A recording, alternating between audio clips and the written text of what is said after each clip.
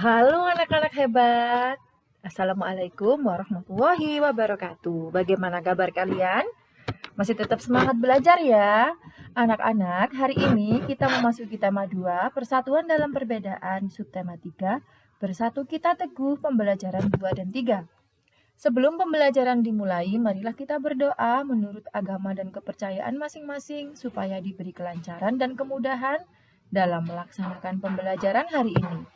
Jangan lupa disiapkan buku dan alat tulisnya. Pada pembelajaran ini termuat 4 muatan pelajaran yaitu PPKN, SBDB, IPA, dan Bahasa Indonesia. Nah, berikut ini tujuan pembelajarannya. Pernahkah kamu mendengar pepatah bersatu kita teguh, bercerai kita runtuh? Apa makna pepatah tersebut bagi bangsa Indonesia? Ayo kita diskusikan. Menjaga persatuan dan kesatuan bangsa merupakan kewajiban seluruh rakyat Indonesia karena negara kita terdiri atas berbagai suku, agama, dan ras. Persatuan dan kesatuan merupakan hal yang sangat penting, baik dalam rangka merebut, mempertahankan, maupun mengisi kemerdekaan. Bersatu kita teguh mengandung makna menyatunya berbagai unsur dan perbedaan yang ada menjadi suatu kesatuan yang utuh dan serasi sehingga muncul suatu kekuatan. Bangsa Indonesia telah membuktikan bahwa dengan persatuan dan kesatuan kita mampu menghadapi penjajah dan akhirnya mendapat kemerdekaan. Nah, anak-anak, berikut ini adalah manfaat persatuan dan kesatuan bagi bangsa Indonesia dan bagi seluruh masyarakat Indonesia. Yang pertama, bangsa Indonesia menjadi bangsa yang kuat dan maju. Yang kedua, pembangunan nasional akan berjalan dengan lancar, aman, dan cepat. Yang ketiga, kesejahteraan masyarakat akan tercapai secara adil dan seimbang. Keempat, terhindar dari perselisihan yang berakar dari suku, agama, serta budaya yang berbeda. Dan yang kelima, persaudaraan antar warga terjalin dengan erat. Keutuhan Negara Kesatuan Republik Indonesia harus tetap kita pertahankan. Hal ini sesuai dengan amanat Undang-Undang Dasar 1945 dan Pancasila.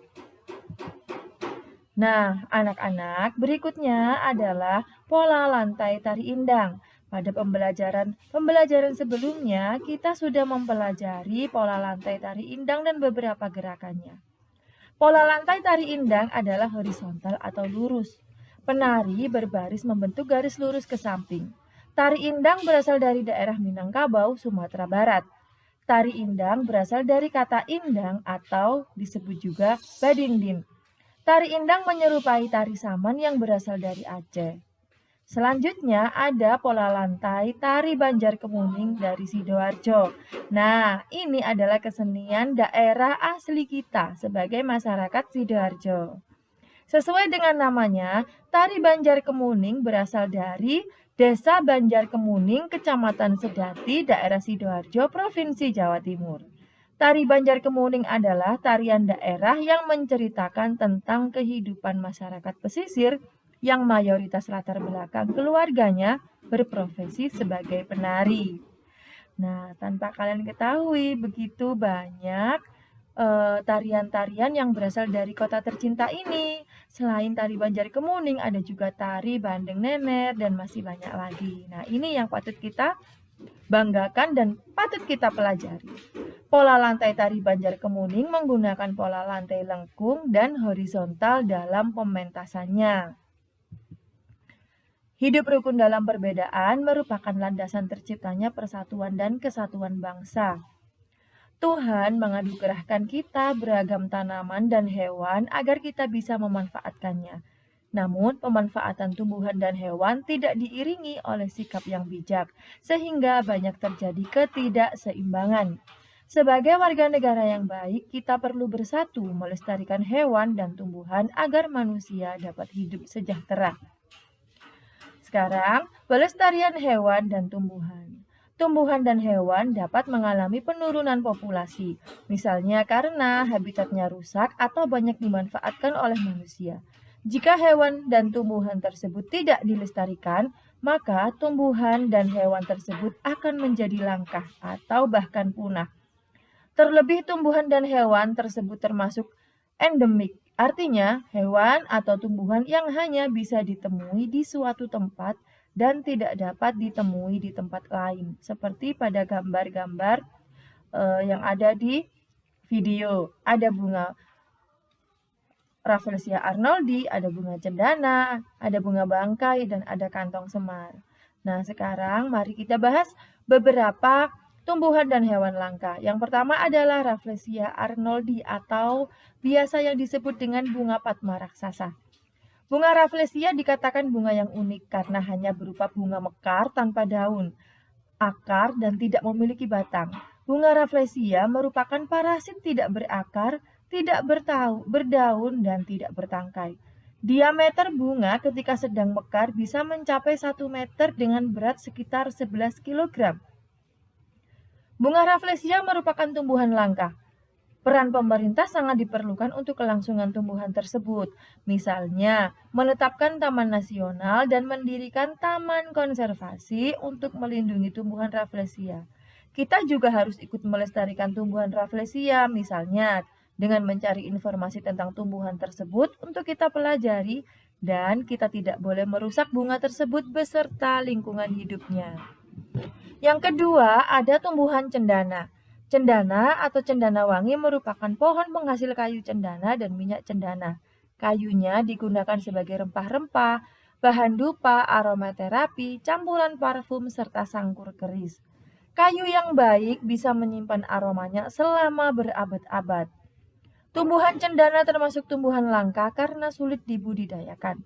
Oleh karena itu, peran pemerintah dan masyarakat sangat penting dalam melestarikan tumbuhan tersebut.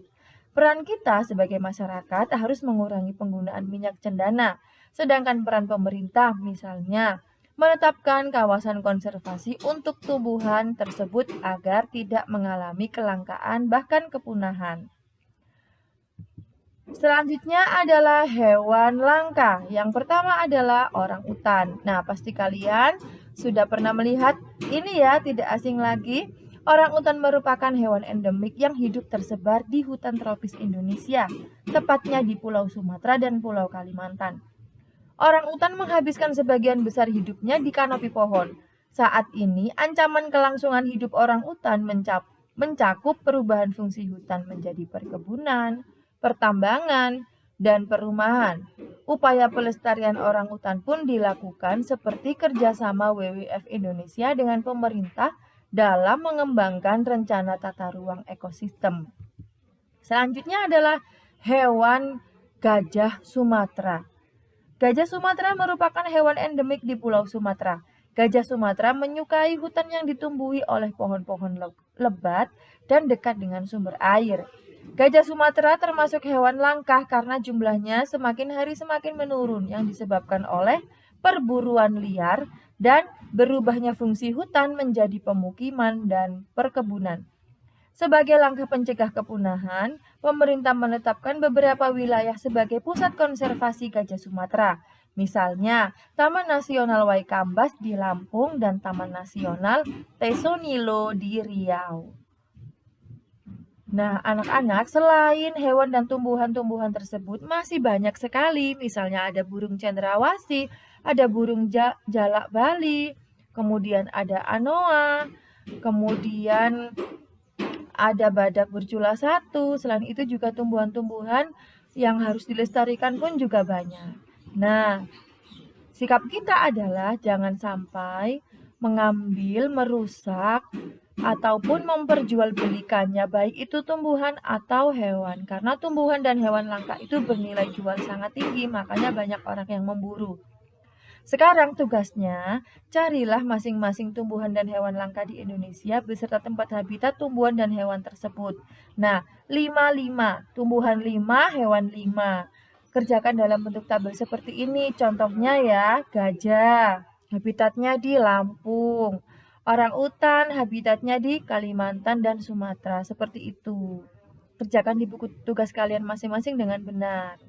Nah, anak-anak, pembahasan pada hari ini cukup sampai di sini. Jangan lupa kalian tetap semangat belajar, belajar berilmu, ilmu yang bermanfaat. Terima kasih. Wassalamualaikum warahmatullahi wabarakatuh.